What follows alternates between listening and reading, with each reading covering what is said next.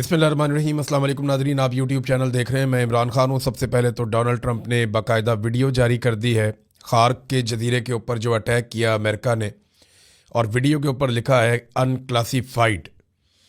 देखें, ये ईरान पे दबाव डालने की एक कोशिश है। जो इन्फॉर्मेशन आई उसके मुताबिक 90 के करीब बम मारे हैं उस जजीरे पे।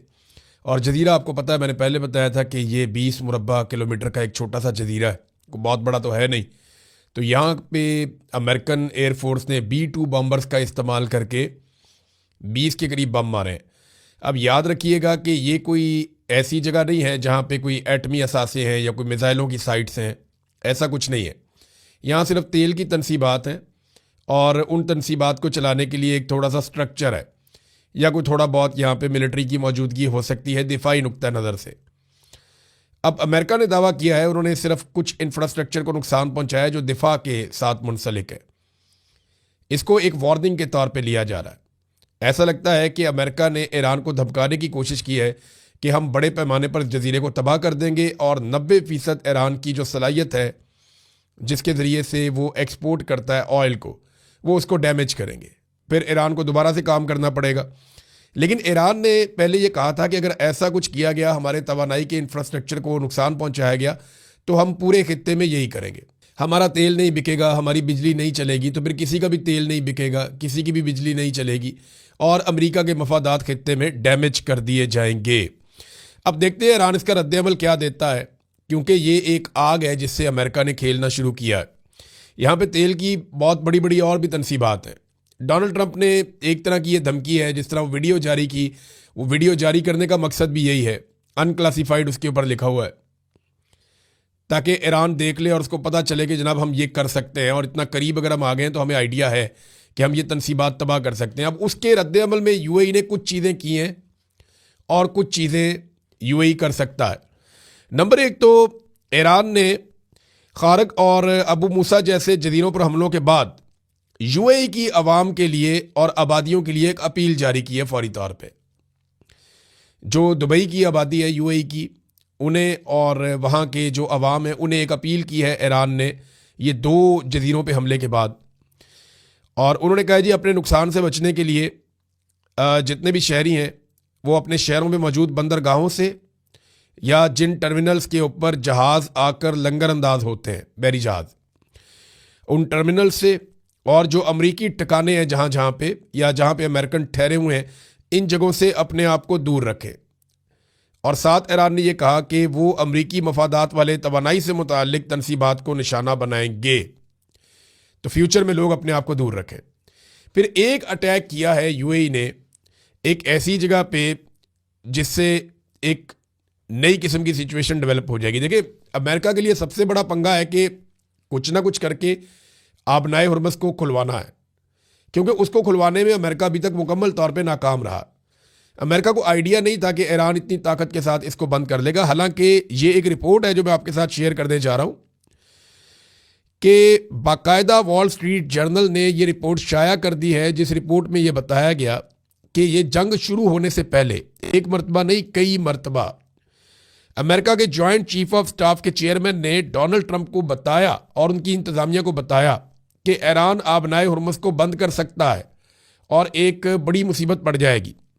लेकिन वो सब यही समझते रहे कि ये सारा कुछ करने से पहले ईरान हथियार डाल देगा, यानी इसराइल और अमेरिका इतना बड़ा हमला करेंगे ईरान के ऊपर कि ईरान हथियार डाल देगा और आबनाए हुर्मस को बंद करने का ख्याल उसके ज़हन में नहीं आएगा।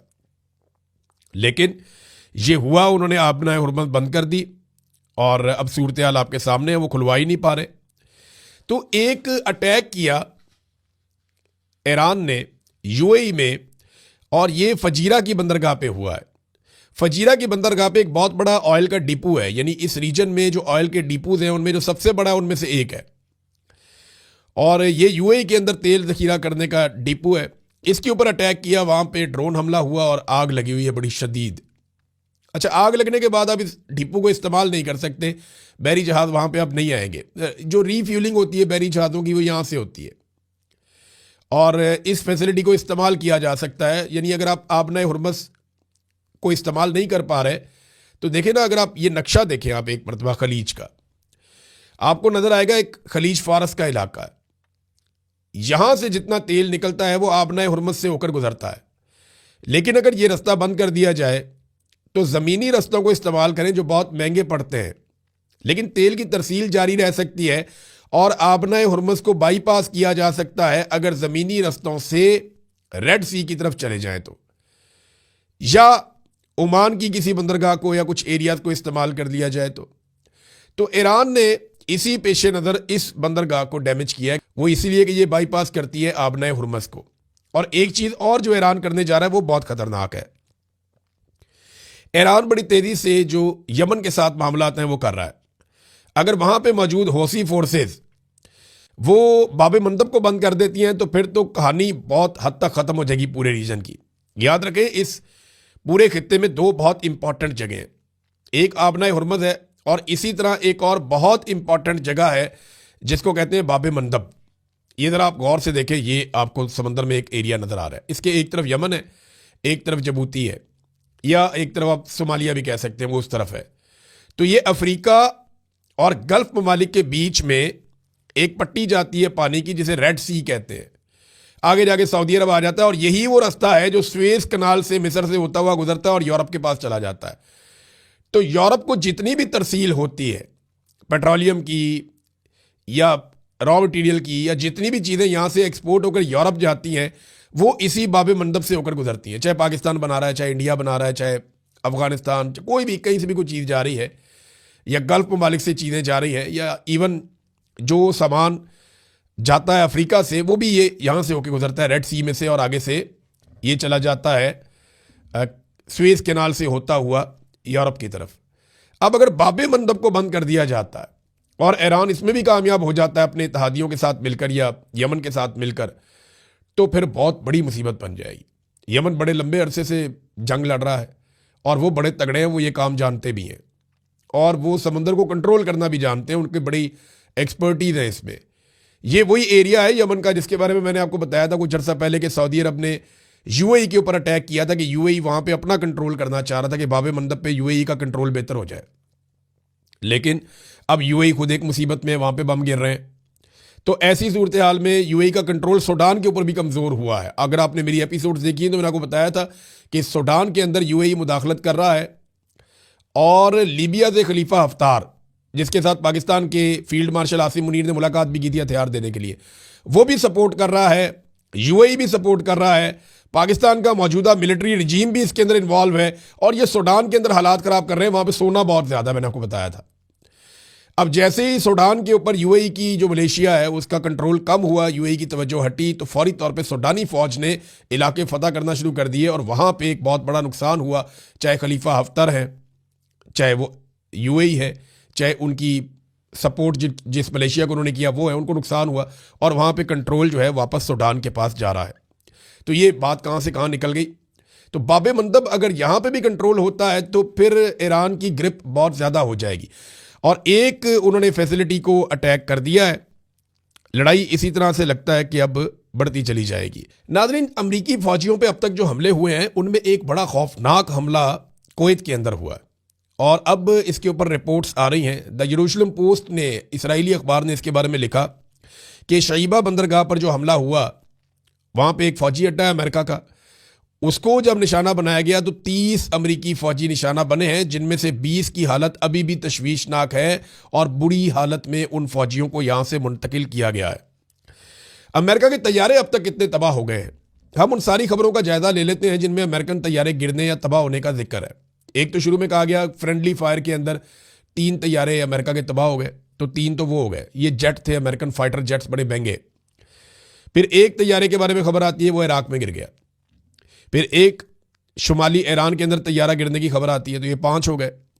फिर 2 तैयारों में एक हादसा बताया जा रहा है, लेकिन ईरान ये क्लेम करता है कि उन्होंने टारगेट किया है और ये जो 2 तैयारे हैं ये जो रीफ्यूलिंग करते हैं हवा के अंदर, ये वो तैयारे थे। अब 2 ये डैमेज हो गए, एक तबाह हो गया, उसके अंदर जो अमेरिकन फौजी हैं वो भी मारे गए और 5 तैयारे जो हैं वो सऊदी अरब के अंदर निशाना बने हैं एयरपोर्ट के ऊपर। मैंने गुज़िश्ता वीलॉग में आपको इसकी सारी तफसीलात बताई थी। तो अब तक की इतला के मुताबिक ये लगभग 12 तैयारे बनते हैं, 10 से 12 तैयारे अमेरिका के अब तक डैमेज हो चुके हैं, तबाह हो चुके हैं इस लड़ाई में। अमेरिका कहता है ये हादसों में हो रहे हैं, ईरान कहता है नहीं जी ये जंग में हो रहे हैं। अब जो भी हो रहा है, हालात नॉर्मल होते तो तैयारों के साथ ये ना हो रहा होता, सीधी सी बात है। ये जो रीफ्यूलिंग वाला तैयारा है ना, KC-135, ये बड़ा महंगा तैयारा है, सस्ता नहीं है। और इसकी जो प्राइस है, यानी ये आपका डिपेंड इसके ऊपर आप इसलिए करते हैं कि लड़ाई के बीच में जो जेट तैयारे हैं उनको रीफ्यूलिंग करते हैं ये तैयारे, तो जेट को वापस नहीं जाना पड़ता, वो हवा में रीफ्यूलिंग हो जाती है। अब ये तैयारा 80 मिलियन अमेरिकी डॉलर्स का है। ये इतने महंगे तैयारे हैं और ये जनाब गिर रहे हैं, तैयारे तबाह हो रहे हैं। इसका नुकसान अमेरिका को हो रहा है। बगदाद में अमेरिकी एम्बेसी के ऊपर अभी अटैक किया ईरान ने, और इस अटैक के अंदर जो रेडार्स थे वहाँ पे अमेरिकी एम्बेसी में लगे हुए, उन्हें तबाह कर दिया है। तो इंफ्रास्ट्रक्चर की तबाही तो हो रही है। एक और बहुत बड़ी खबर है, और ये खबर अमेरिका को हिला देने वाली खबर है। खबर ये है कि किम जोंग उन, ये अमेरिका के लिए खौफ की अलामत है। लोग इसको दहशतगर्द के तौर पे देखते हैं, लेकिन इसने कोई भी आलमी जंग शुरू नहीं की, इसने दुनिया में किसी को एटम बम नहीं मारा, इसने मुल्कों के ऊपर कब्जे नहीं किए। लेकिन शुमाली कोरिया के अंदर डिक्टेटरशिप है, लोगों के ऊपर बड़े मजालिम होते हैं, ये भी एक बिल्कुल दुरुस्त बात है। शुमाली कोरिया के अंदर इंसानों की जिंदगी अजीरन है। वहां पे किम जोंग उन, बड़ा अजीब सा नाम है, ये वहां पे हुक्मरान है, और ये बड़ा जालिम आदमी समझा जाता है अमेरिकन की नज़र में। इसके पास जो हथियार है, ये पूरी दुनिया पे अटैक कर सकता है। इसने दुनिया के बेहतरीन मिसाइल बनाए हुए हैं, इसके पास एटमी सलाहियत है, एटम बम है इसके पास, और इस आदमी के बारे में ये खदशा रहता है कि ये किसी वक्त भी लड़ाई कर सकता है। अब हुआ यह है कि शुमाली कोरिया और जनूबी कोरिया का एक पंगा चलता रहता है। जनूबी कोरिया को अमेरिका सपोर्ट करता है, और शुमाली कोरिया जो है उसके पास खतरनाक हथियार है। जनूबी कोरिया के साथ आगे जापान भी है, और जापान को भी अमेरिका सपोर्ट करता है, ताकि शुमाली कोरिया से बचाया जा सके इन दोनों मुल्कों को।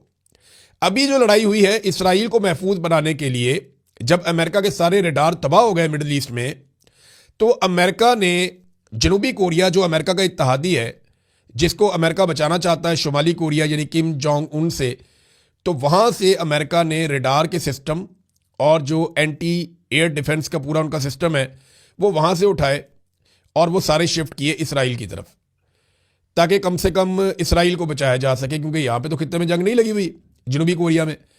लेकिन जैसे ही अमेरिका ने यहाँ से हथियार हटाए, तो जनूबी कोरिया खतरे में आ गया। शुमाली कोरिया ने 10 मिसाइल दाग दिए हैं। अब ये मैं आपको बता रहा हूं कि अभी उन्होंने किसी चीज़ को निशाना नहीं बनाया, लेकिन 10 मिसाइल उन्होंने फेंके हैं जनूबी कोरिया के समंदर में, और ये एक वार्निंग शॉट था कि हम यहां मौजूद हैं। उन्होंने चेक किया कि आपका एयर डिफेंस सिस्टम काम कर रहा है या नहीं कर रहा, क्योंकि एयर डिफेंस सिस्टम तो उठाकर ले गए इसराइल में अमेरिकन। तो अब शुमाली कोरिया ने इसको एक अपॉर्चुनिटी के तौर पे लिया। उन्होंने कहा चेक करते हैं इनका सिस्टम काम कर रहा है या नहीं कर रहा। उन्होंने 10 मिसाइल फेंके हैं बैलिस्टिक, और वो 300-400 किलोमीटर का फासला तय करके समंदर के अंदर उस वक्त गिरे जिस वक्त अमेरिका और जनूबी कोरिया की बहरिया वहां पे मशकें कर रही थी। ये है जनाब कहानी। तो कहानी में एक बड़ा ट्विस्ट आया, सिचुएशन जो है वो एकदम मूव की है, और ये ईरान को एक अजीबोगरीब किस्म की इसमें सपोर्ट मिलेगी।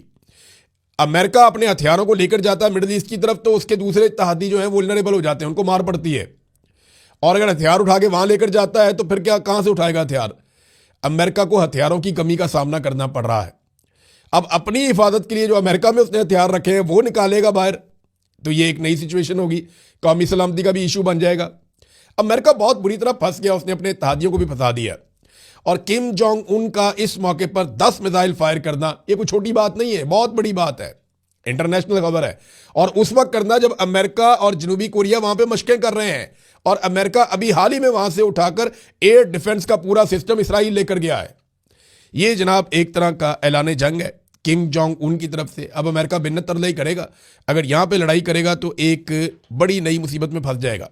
एक और चीज, अमेरिका की इकोनॉमी में ना एक बहुत बड़ा किरदार है पेट्रो डॉलर्स का। ये पेट्रो डॉलर्स क्या है? ये एक टर्मिनोलॉजी है जिसको नॉर्मली ओपेक इस्तेमाल करता है। ओपेक एक तंजीम है जो दुनिया में तेल की सप्लाई का काम करती है, ये तय करती है तेल कहाँ जाएगा, कितने का जाएगा, क्या होगा। शुरू में इसमें 5 मुल्क थे, ईरान था, इराक था, सऊदी अरब था, कुवैत था और वेनेजुएला था। 5 मुल्क इसमें शुरू में थे। अब कोई 17 मुल्क है इसके अंदर, लीबिया भी आ गया, अमेरिका, बाकी वो बहुत सारे मुल्क आ गए इसमें। 1974 में अमेरिकी सदर डिक्सन ने एक मुआहदा किया था सऊदी अरब की उस वक्त की हुकूमत के साथ कि आप, क्योंकि उस वक्त अमेरिका बहुत बड़ा बायर था, बहुत बड़ा खरीदार था अमेरिका और यूरोप सऊदी अरब के तेल का, तो इन्होंने मुआहदा किया था कि हम जो भी तेल आपसे खरीदेंगे आपको डॉलर में पेमेंट करेंगे। तो वो डॉलर में पेमेंट करते थे और इस सारे निज़ाम को ओपेक जो एक तंजीम है वो कंट्रोल करती थी। तो इससे जो कमाई होती थी उसको पेट्रो डॉलर का नाम दिया गया। आहिस्ता आहिस्ता डॉलर एक ऐसी करेंसी बनना शुरू हो गया कि पूरी दुनिया में तेल का कारोबार डॉलर पे चलना शुरू हो गया और इतना ज़्यादा डॉलर मकबूल हुआ कि आप दुनिया के किसी भी मुल्क में जाएं, आप डॉलर देंगे आपका चल जाएगा। आप चाइनीज़ करेंसी दे दें, जापानी करेंसी दे दें, आप पाकिस्तानी करेंसी दे दें दुनिया के किसी मुल्क में, आप पाउंड दे दें, यूरो दे दें, नहीं चलते वो। यूरोप के अंदर यूरो चलता है, इसी यूरो को आप कहीं एशिया में ले जाए नहीं चलेगा।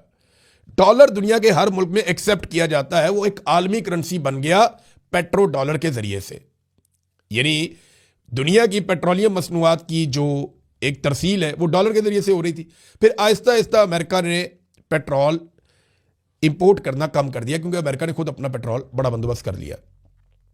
तो ऐसे में चाइना इस वक्त सबसे बड़ा खरीदार है पेट्रोल का इस खित्ते में, और रूस एक बहुत बड़ा सेलर है, वो बहुत बड़ी मिकदार में पेट्रोल बेचता है दुनिया को। तो अब ईरान ने एक अजीबोगरीब शर्त रख दी है और चीन ने और ईरान ने ऐसा लगता है मिलकर अमेरिका को टिकाने लगाने का फैसला कर लिया। शर्त उन्होंने ये रखी है कि जो भी जहाज यहां से महदूद मिकदार में अपना तेल लेकर जाना चाहते हैं अपनी ज़रूरत के तहत, वो अगर चाइनीज़ करेंसी के अंदर पेमेंट करते हैं डॉलर की बजाय तो हम उनके लिए रास्ता देंगे। देखिए, ये जिस वक्त अमेरिकन डॉलर गिरेगा ना उस वक्त अमेरिका गिर जाएगा। अगर किसी एक चीज़ ने अमेरिका को सुपर पावर के तौर पे बरकरार रखा हुआ तो उसका डॉलर है, जो पूरी दुनिया में एक्सेप्टेबल करेंसी है। जब मुतबादल करेंसी आ जाएगी चैलेंज करने के लिए, तो फिर वो चैलेंज सिर्फ ये नहीं होगा करेंसी आ गई है, वो नई सुपर पावर आ जाएगी। और इसको तोड़ने के लिए ईरान ने चीन के साथ मिलकर ये शर्त रख दी है कि जनाब जिन्होंने लेकर जाने हैं यहाँ से तेल के जहाज़, वो एक काम करें, वो डॉलर की बजाय चाइनीज़ करेंसी के अंदर ले जाए उठा के। देखें, दुनिया के जितने भी मुल्क हैं ना, उनके जो ज़र मुबादला के ज़खायर हैं जो उन्होंने अपने मुल्कों में कौमी खजाना रखा हुआ, उसमें 60% डॉलर्स हैं। आपने तजारत करनी हो आपको डॉलर चाहिए होता है, आपने तेल खरीदना हो आपको डॉलर चाहिए होता है, इंपोर्ट एक्सपोर्ट आपको डॉलर चाहिए होता है। तो डॉलर से निकल के जब दूसरी करेंसी में मामला जाएगा ना, तो फिर सुपर पावर का स्टेटस खतरे में पड़ेगा। ये ईरान ने अभी किया है।